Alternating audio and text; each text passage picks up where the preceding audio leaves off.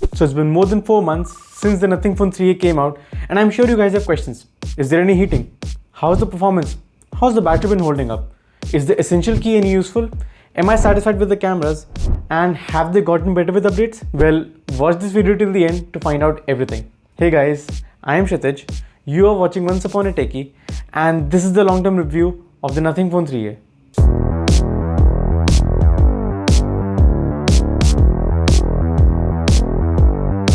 There are quite a few things which makes Nothing Phone 3a stand out from the other phones, and one of them is how it looks. And to be honest, I love it.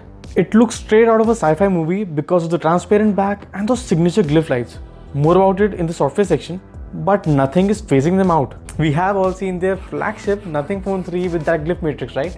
Do let me know what's your opinion on the design. Phone 3a or Phone 3? Which one looks better?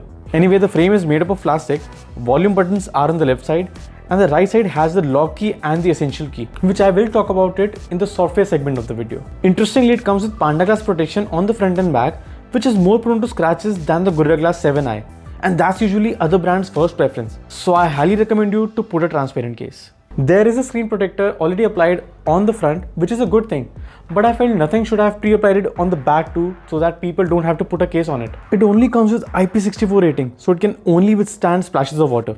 The phones like Moto H60 Fusion comes with IP69 rating, which is its direct competitor. Comparison video is already in the works, so get subscribed. Now about the battery life, the phone has a 5000 mAh battery, so I was expecting the battery life to be mediocre. The phones launching this year are packed with 6000 and even 7000 mAh battery capacity. But surprisingly, Phone 3a can easily get through a full day plus a few hours more.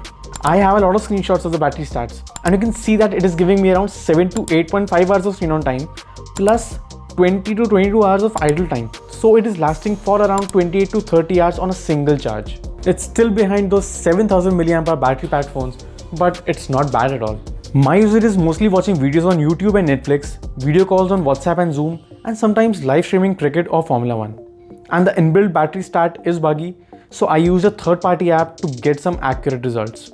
The phone supports 50 watts of wired charging, but you have to buy a charger separately, which will cost you around 2000 rupees. The phone takes 24 minutes to charge from 0 to 50%, then it takes 18 minutes to charge from 50 to 80%, and then it takes 25 minutes to charge from 80 to 100%. So the total time it takes is around 65 to 70 minutes. So if we consider charging speeds up until 80%, then I'd say it's decent. And the charger I'm using is CMF 65 watt charger, and there is no wireless charging support on the Phone 3. And yeah, I noticed that when the phone is on charging, it doesn't show the estimated time left for it to reach 100%. It's not the end of the world, but worth pointing out. And if you have made it so far in the video, then hit that subscribe button and support the channel. It has a big 6.77-inch Full HD Plus AMOLED display with 120Hz refresh rate. The phone can reach 1300 nits of brightness when out in the sun, which is plenty bright, no complaints there. And it can reach 3000 nits of peak brightness while watching HDR content. But HDR support is not there on Netflix, so you can only take advantage of it on YouTube. But I'd say the display is still good. I enjoyed watching content on it, whether it was on YouTube, Netflix, Prime Video, or even Apple TV Plus, so everything is sorted there. Now, some people have complained about the display flickering at low levels of brightness, but I didn't face anything like that, to be honest. There is an optical fingerprint sensor which is fast and reliable, but its placement is really low. And I've specifically seen this trend in the budget phones. Is it cost related? I think so. Now, performance on the Nothing Phone 3a is kind of a mixed bag.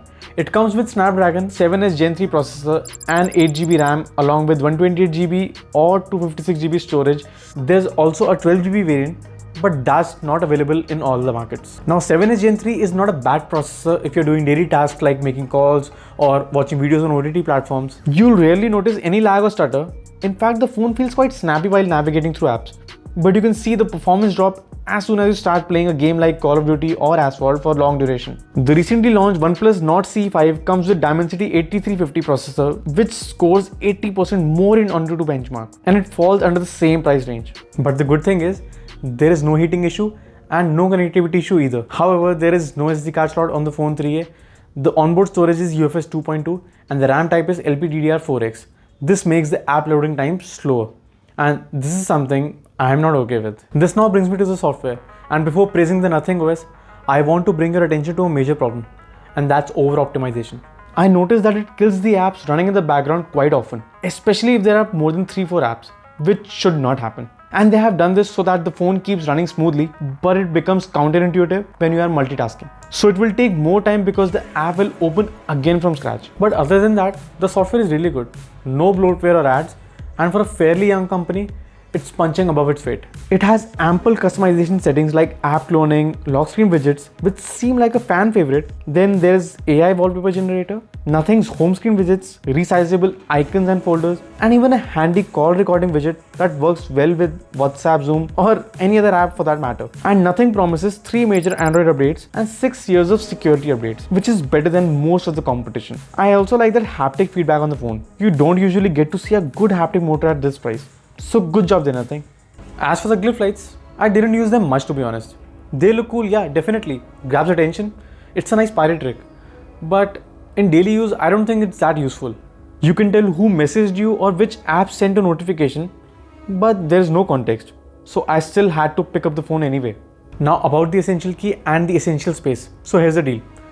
This essential key is not remappable, so you can't change what it does. A single press takes a screenshot, that screenshot goes into its own separate essential space folder. A double press opens essential space itself, and if you press and hold, it takes a screenshot and lets you add a voice note to it. Essential space basically analyzes your screenshots and notes. Like when I grabbed the Formula 1 GP schedule, it set reminders for each session. It sounds cool, but in reality the reminders come at the exact event time, not a few minutes before when you'd actually want them. And to be real, I've accidentally pressed this button so many times when just turning off the display or putting it in my pocket. I get why Nothing put it there, but it's annoying and it's not for everyone.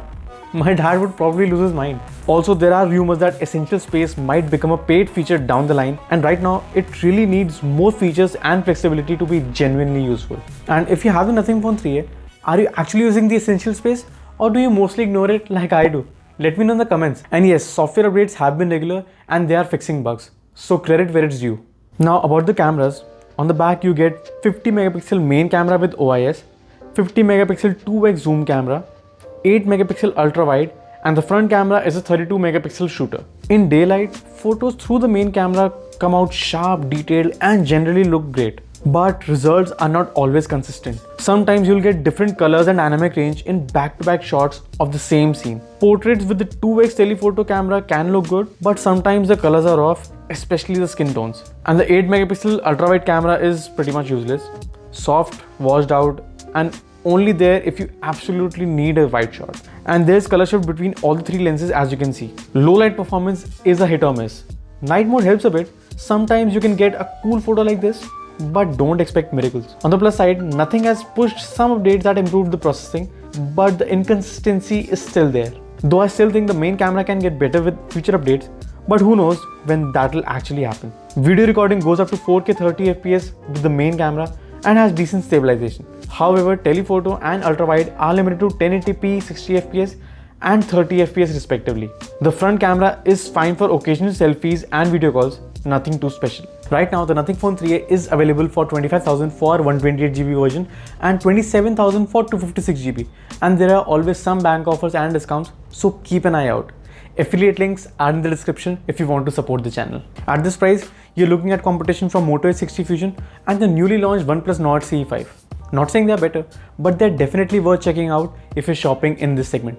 Let me know if you want a comparison video. Now the main question, should you buy the Nothing Phone 3a? Well, if you want a phone that looks unique, has clean software experience, has decent everyday performance, and a primary camera that usually performs well, then it's a solid pick. And yes, the battery life is good and you get regular and longer software updates than the competition. But there are some things to keep in mind. Essential Space is interesting, but it needs way more features and flexibility to be genuinely useful. And if you're a heavy gamer or you want more AI features and you don't want to spend another 2000 rupees on a fast charger, then you might want to look somewhere else. And as always, if you found this video helpful, then do like the video and subscribe to the channel. Thanks for watching Once Upon a Techie, and I'll see you in the next one.